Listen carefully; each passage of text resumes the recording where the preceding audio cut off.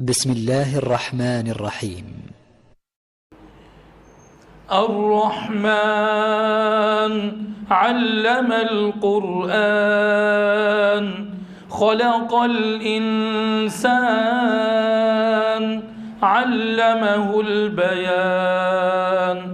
الشمس والقمر بحسبان والنجم والشجر يسجدان والسماء رفعها ووضع الميزان ألا تطغوا في الميزان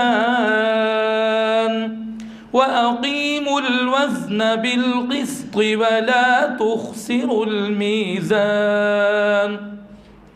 والأرض وضعها للأنام فيها فاكهة والنخل ذات الأكمام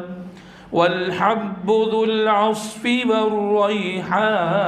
والريحان فبأي آلاء ربكما تكذبان خلق الإنسان من صلصال كالفخار وخلق الجان من مارج من نار فبأي آلاء ربكما تكذبان رب المشرقين ورب المغربين فبأي آلاء ربكما تكذبان مرج البحرين يلتقيان بينهما برزخ لا يبغيان فبأي آلاء ربكما تكذبان يخرج منهما اللؤلؤ والمرجان